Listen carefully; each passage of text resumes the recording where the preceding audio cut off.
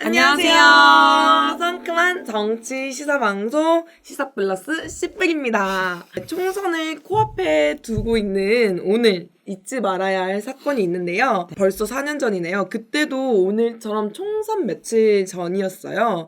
저도 기억이 나는 게 제가 그때 새내기였거든요. 새내기여가지고 첫 선거를 앞에 두고 두근두근 이러고 있었을 때였습니다. 그때 바로 이제 북 해외식당 종업원 유인 납치 사건이 일어났습니다. 그래서 그 사건을 되게 오랜 기간 동안 파헤쳐 오신 분이 계셔서 저희가 한번 모셔봤는데요.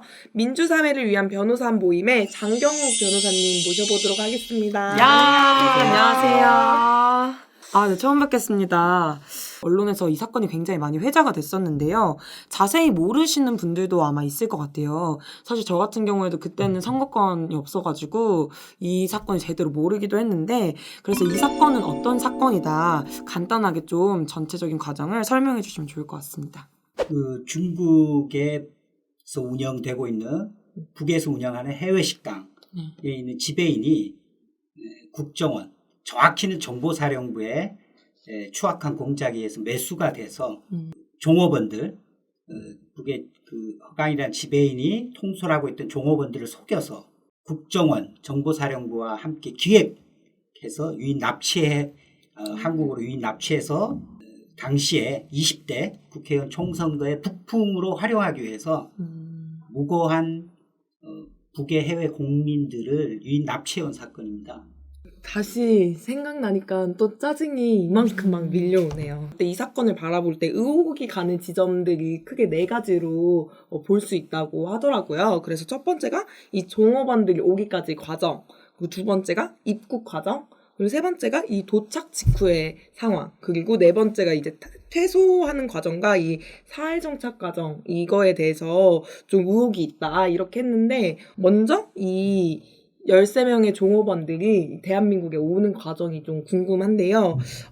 제가 기억하기로는 처음에 이 통일부에서 발표를 할 때 13명이 자유의사로 집단으로 탈북해 왔다. 남쪽을 정경해가지고 이렇게 탈북해 왔다라고 말을 했다가 나중에 말 바꾸기를 했다고 들었는데, 좀 진실은 뭔가요?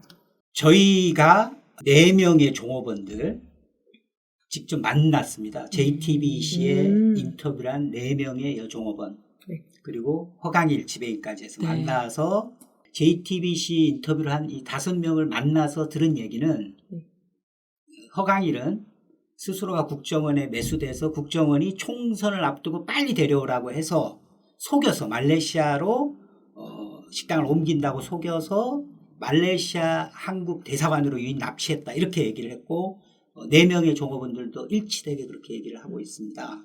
해외 식당에 있었던 종업원들이 20명 정도가 있었습니다. 19명이죠, 정확히는. 그래서 그 중에 토론을 해서 12명은 허강일 지배인을 따라서 남쪽으로 이렇게 남쪽 사회에 대해서 동경을 하다가 따라온 것으로 하고, 나머지 7명은 따라가지 않겠다 해서 북으로 돌아간 거로 이렇게 자유의지에 따라서 왔다. 이게 지금 한국 정부의 공식적인 입장입니다. 근데 이 공식적인 입장이 JTBC를 통해서도 널리 알려졌음에도 불구하고, 그리고 검찰에 이 사건이 고소 고발이 되었음에도 불구하고 4명의 종업원들 조사를 하고 수사를 하고, 나머지 지배인도 조사하고, 나머지 또 8명의 종업원들 조사를 하면 진실이 밝혀질 텐데 지금 그것이 전혀 진척이 되고 있지 않습니다. 그렇게 지금 조사도 제대로 하고 있지 않고 의혹이 되는 부분도 있는데, 사실 이분들이 입국하는 과정에서도 다른 탈북자들하고는 조금 다른 차이가 있었다고 들었어요. 그래서 입국하는 과정에서 그게 비정상적으로 이렇게까지 빠를 수 있나 이런 부분도 있고, 다양한 의혹들이 제기됐고, 도착 직후의 모습도 다른 탈북자와는 좀 달랐다고 들었거든요. 그러니까 일반적으로 탈북자들이 한국으로 입국을 하려면 브로커에게 비용을 줘야 됩니다.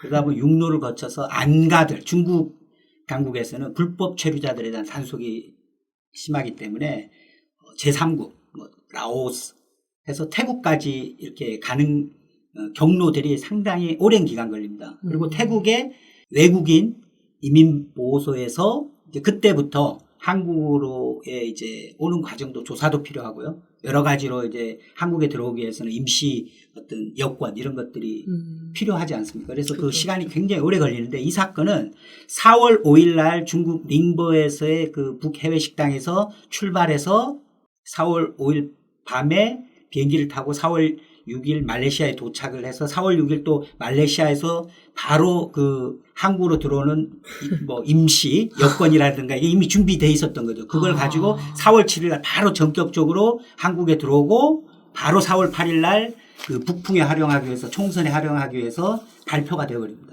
그래서 입국 과정이 거의 뭐 신속하게 됐다는 것이 바로 기획했다는 거죠. 정부가 외교부든 뭐 국정원이든 이게 준비가 되고 또 말레이시아 당국의 협조 없이는 이게 불가능한 겁니다. 아주 신속하게 되고 그 과정에 여러 가지 수속이라든 행정 절차들이 다 생략되고 한 것에 국가기관이 개입하지 않고서 이렇게 될 수가 없는 거죠. 그래서 이런 부분들이 심각하게 자유지에 왔다라는 것을 믿기 어려운 그런 정황으로 지금 제기되고 있고요. 여전히 이 부분에 있어서 저희가 외교통상부 장관을 상대로 해서 언제 임시 여권이 준비되고 만들어졌는지에 대해서 정보 공개 청구를 했지만은 외교통상부는 거부하고 있죠. 그래서 소송 진행 중입니다. 지금. 그러면 그 아까 잠깐 말씀해 주셨는데 도착하고 나서도 그거를 바로 전격 발표를 했다고 했잖아요. 네. 그게 약간 통상적인 건가요, 원래? 발표를 하지 않아 왔습니다. 탈북자들의 입국 사실을 알리지 않아 왔습니다. 그래서 또 반복적인 요소인데요.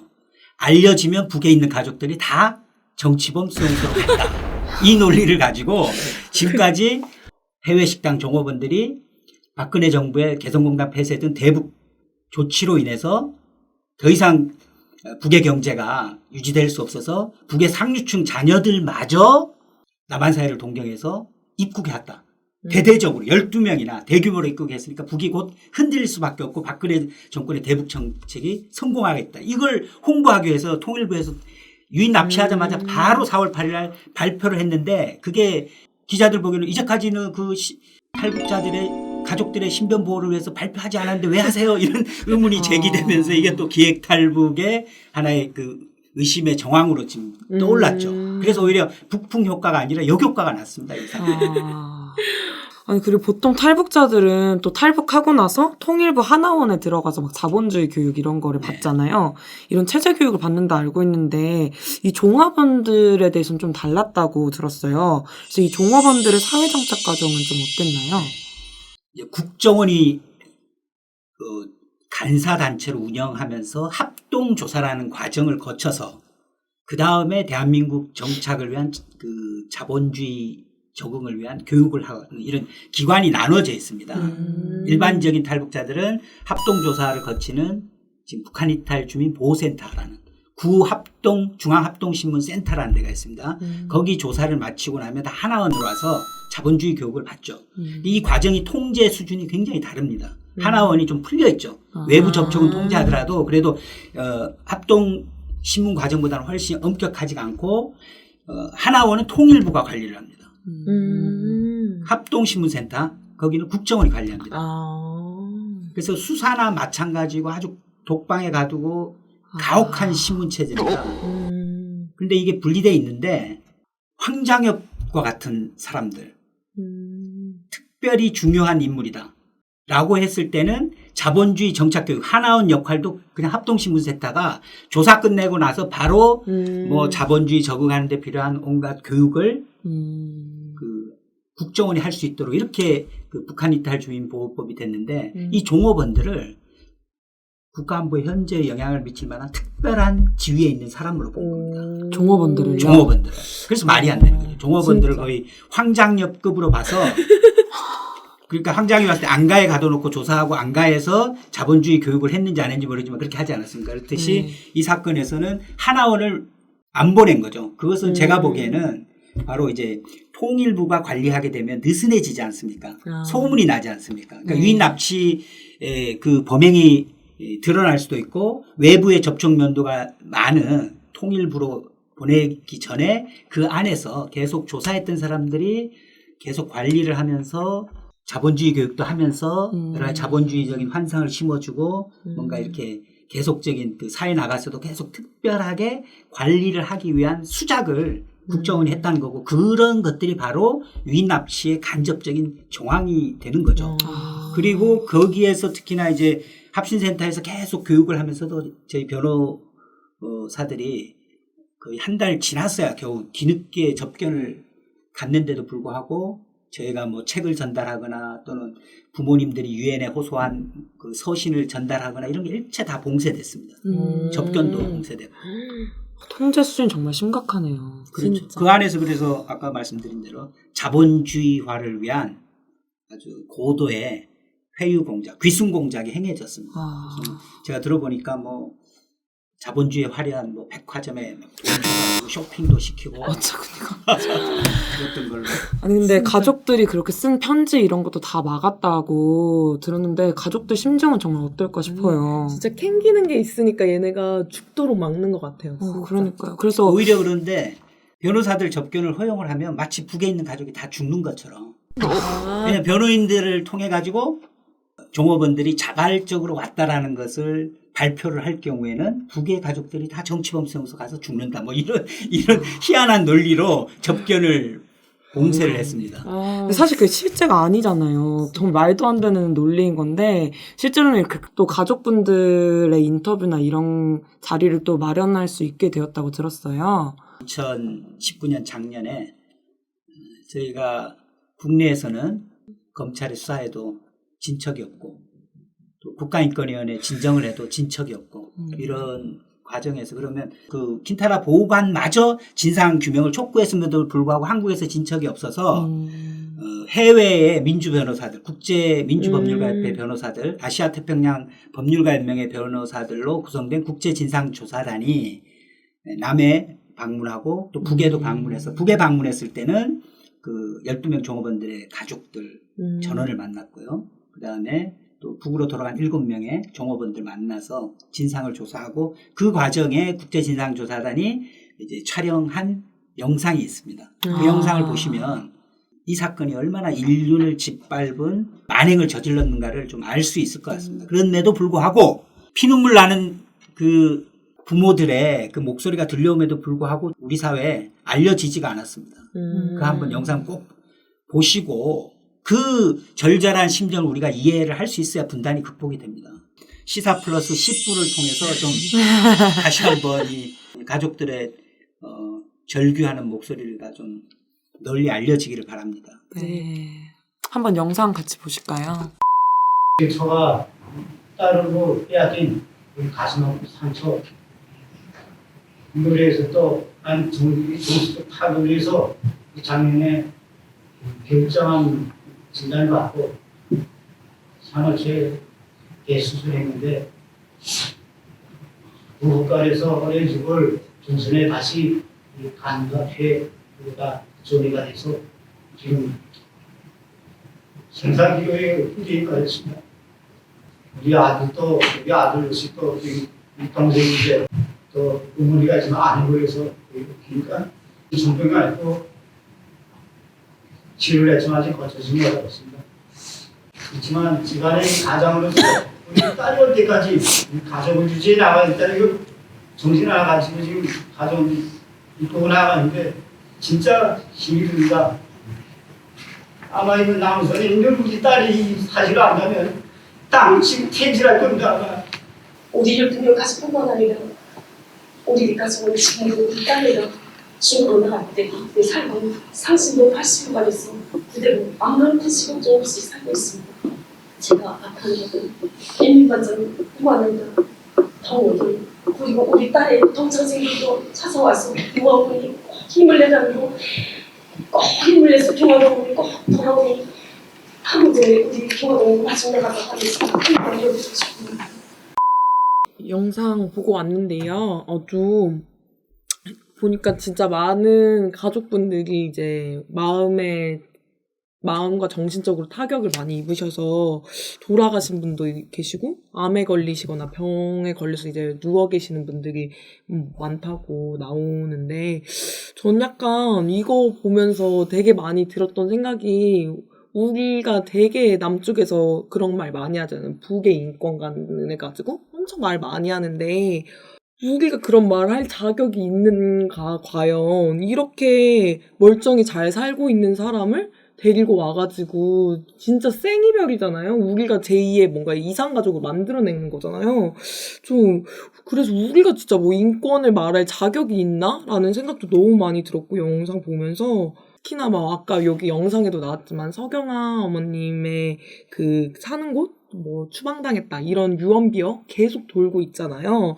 근데 그런 것들을 유포하고 이용하는 게 진짜 가족들을 또다시 2번 죽이고 3번 죽이고 이렇게 하는 거잖아요. 그래서 이게 진짜 같은 인간으로서 할 수 있는 짓인가? 좀 이런 생각도 참 많이 들고 진짜 화나는 거는 이 사람들의 삶을 이렇게 송두리째 뒤흔들고 이 가족들의 삶을 송두리째 뒤흔들면서 총선에 한번 쓰고 버리는 카드로 이용했다는 게 전 너무 약간 화가 나가지고 진짜 너무 화나고 이 소식은 들을 때마다 너무 답답하고 화나는데 제가 이거 새내기 때 들었는데 그 시간이 지나도록 뭔가 변화한다던가 진척된다던가 거기에 대해서 사과를 한다던가 이런 게 없으니까 진짜 너무 화가 나고 참 기가 막히는 것 같아요. 어떻게 이런 일이 21세기 뭐 흔히 뭐 우리 인권을 말하는 국가에서 어떻게 이럴 수 있나.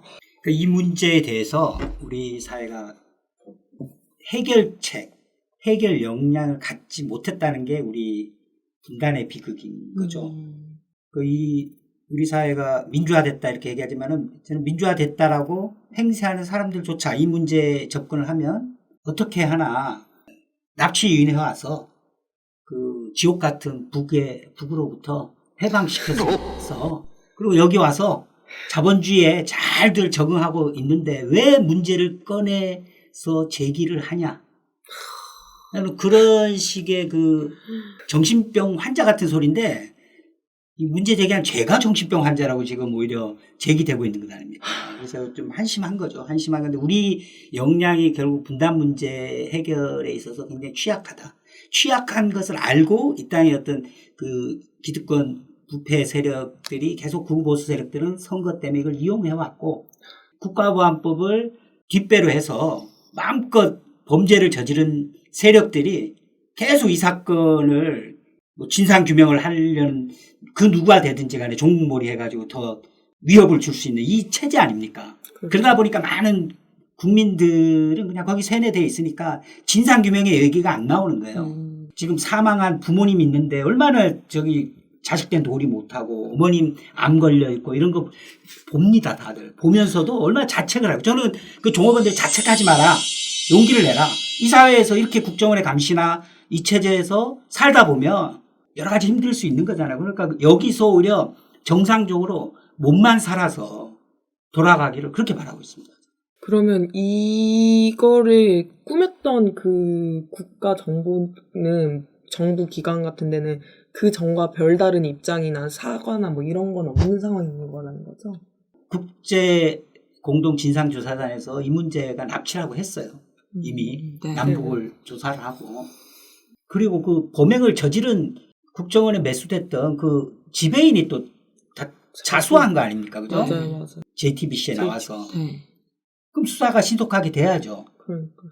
근데 지금 전혀 안 되고 있다는 거죠.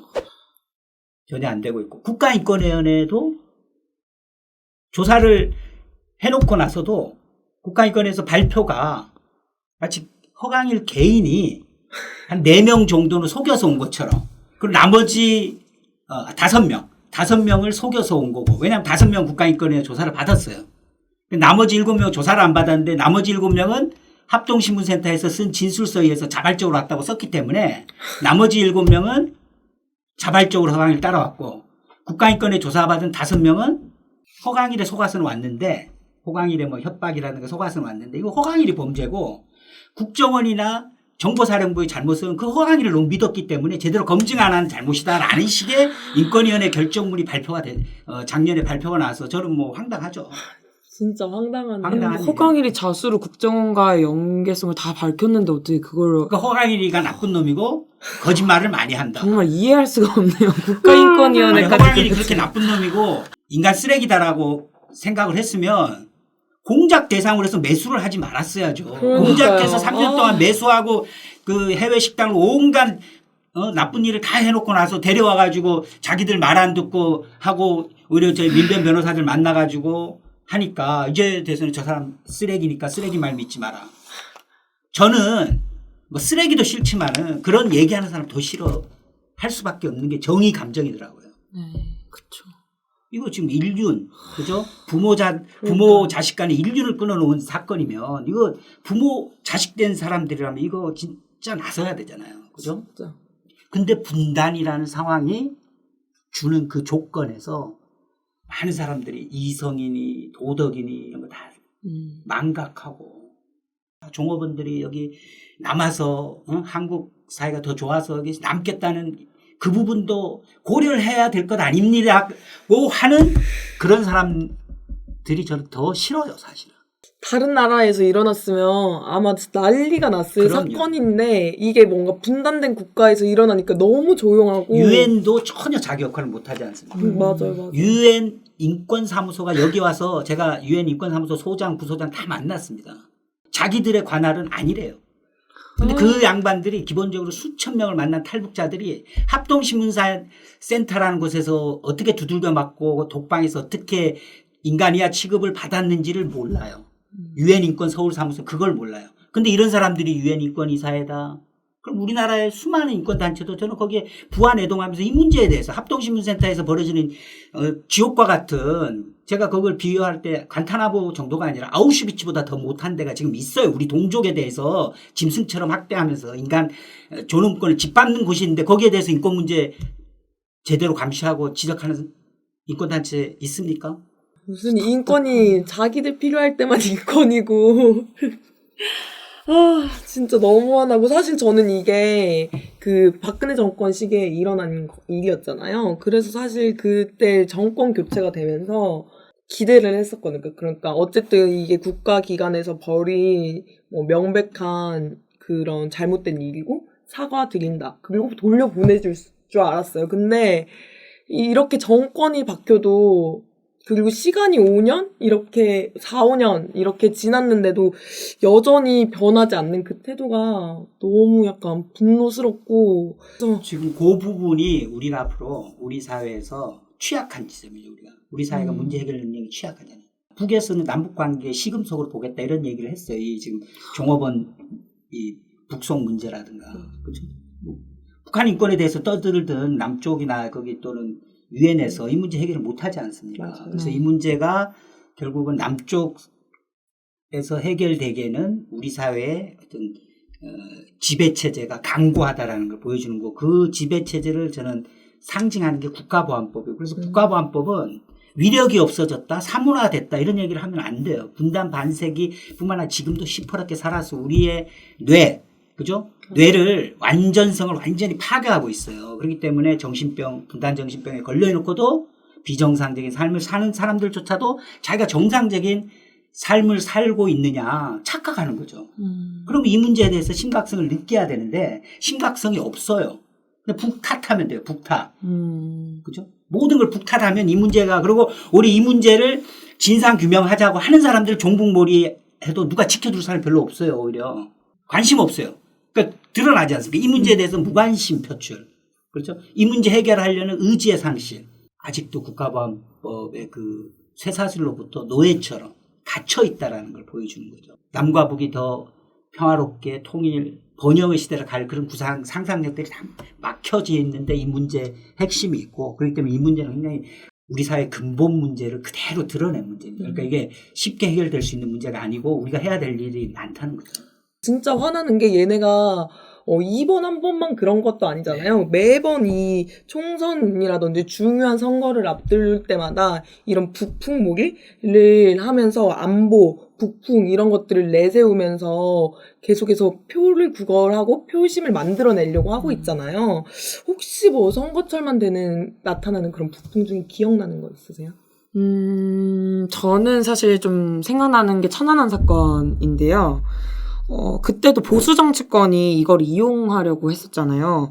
그래서 갑자기 막 바다에서 지워지지도 않은 그 매직 글씨로 막 이렇게 쓴 1번, 막 이렇게, 이런 것들이 나타나서 정말 실소를 자아냈는데, 이거를 되려 1번은 전쟁, 2번은 평화, 이렇게 역풍이 불어가지고 그 보수 정치권들이 패배했던 기억이 나요. 어떤 북에 대한 나쁜 인식 그리고 국가보안법 이런 것들이 일상생활 속에서도 있지만 선거철만 되면 북풍을 계속 불어가지고 이런 것들을 장악하려 하잖아요. 사실 국민 안전 그리고 생명 그리고 인권에 관한 문제인데 이거를 이용해 먹는 사람들이 지금 우리나라를 대표하겠다고 국민들을 대표한다고 국회의원 선거로 나간다는 게 애초에 이것부터가 정말 말이 안 되는 것 같아요. 우리 사회에서 국가보안법이 있는 한 뭐 언론이든 정치권이든 어디든 그런 검찰공안부, 뭐 보안경찰 다 국민을 사찰하고 세뇌시키고 네, 맞아요. 그러면서 또 그 실적을 쌓아서 선거 때 되면 다 또 북풍몰이하고 네. 평상시에는 또 세월호 뭐 유가족 저항을 한 사건. 사람들에 대해서 종북하고. 종북몰이하고 네. 진짜. 그런 것들이 늘 끊임없이 뭐 분단이래 지금 한 번도 쉰 적 없이 이렇게 진행되고 있는 이 현실을 이제 타파를 해야 되는 거죠. 더 이상 색깔론에 속지 않는다. 아니, 속지 않는 거는 그거는 문제 해결이 아니죠. 그렇죠. 타파를 해야죠. 우리만 안 속지 말자라고 해서는 안 될 것 같습니다. 그러면 말씀하셨던 것처럼 어쨌든 계속 이어지고 있는 이 상황에서 또다시 일어날 줄 모르잖아요. 이런 또 중요한 총선을 앞두고 있기 때문에. 그래서 저희가, 바짝 긴장을 하고 이거를 잘 경계를 해야 될 것 같은데, 아까 이제 더 이상 속지 않는 것만으로 안 된다라고 하셨는데, 그럼 총선을 앞두고 저희가 좀 해야 되는 일은 무엇일까요? 이 문제가 원래 이슈가 돼야죠. 뭐 총선이 아니라 이미 해결됐어야 되고. 그렇죠. 국가보안법 문제도 마찬가지고. 그것도 국가보안법 문제는 미군 문제하고 또 동전의 양면처럼. 그래서 그렇죠. 미군 문제라든가 이런 우리 한국 사회가 위치한 근본 문제를 어떻게 해결할 수 있는가. 거기에 맞게 또 우리 선거 때라든가 이런 데 이게 이슈화 되면 좋은데 지금 이슈화 되기는 좀 이슈화 시켜주세요. 이 문제가 이 방송을 통해서 이슈화가 됐으면 좋겠어요. 저도 정말 그렇게 간절히 그렇게 바랍니다. 여종원 분들도 고국으로 들어갈 수 있는 좀 계기가 될 수 있으면 좋겠는데 이슈화 돼야 되는 이유가 뭐냐면 네. 그러니까 꼭 선거 때 아니더라도 이 문제를 해결하는 역량이 키워지잖아요. 아, 뭐 네. 검찰이 수사를 할 수밖에 없다든가. 그래서 그 범죄자들을 척결하는 모습들 이런 것들이 정의가 세워지잖아요. 그러면 사회가 바뀌어요. 그 나쁜 짓을 해도 버티기 너무 쉽네 이러면 나쁜 짓들을 할 수밖에 없어요. 그게 인과관계예요. 그렇죠. 근데 우리나라는 워낙 그런 것들에 대한 경험이 없잖아요. 친일파가 한번 제대로 숙청이 돼봤습니까? 뭐 없잖아요. 지나치게 관대하죠. 그러니까 뭐 간첩 조작을 한다고 해서 처벌이 잘 안 됐잖아요. 그렇죠. 제 자랑을 하면 간첩 조작을 제가 밝혔잖아요. 네. 그 국정원한테는 2014년 무시무시했대요. 변호사님 때문에 그냥 국정원 전체가 주말 없이 밤새 일하면서 대응을 하는데 그 다 물리쳤잖아요. 2014년 2013년 그래서 결국은 우리가 힘 대 힘을 붙어서 그걸 힘으로 그죠 명분과 힘으로 꺾어버려야 되거든요. 그러니까 극우 세력이다, 뭐 외세다 이런 걸 꺾을 수 있는 힘을 길러야 되는 거예요. 그 힘이 없이는 누가 그걸 해결할 사람이 있나요? 저는 없다고 봐요. 그래서 이 문제, 납치윤 범죄를 우리가 해결하지 못하고 있다는 게 우리의 취약점이다. 뭔가 심각한 문제가 있다. 이걸 보면서 부끄러워할 줄 알고 각성할 줄 알고 이 문제 해결에 발벗고 나설 수 있어야 되고 뭐 그런 자각이 앞으로 더욱더 우리 사회를 분단으로부터 통일로 나아갈 수 있는 그 토대가 되지 않을까 그런 생각을 가지고 있습니다.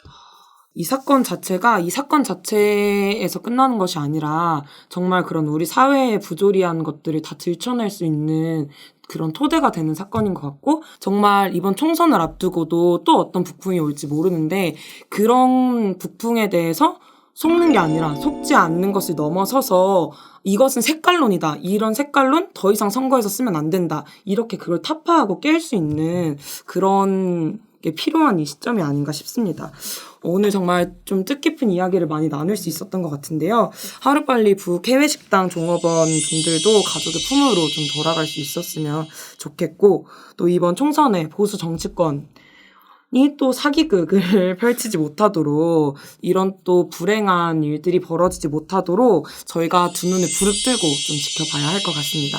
네, 수고해주신 장경학 변호사님 너무 감사합니다. 감사합니다. 수고하셨습니다. 감사합니다. 감사합니다.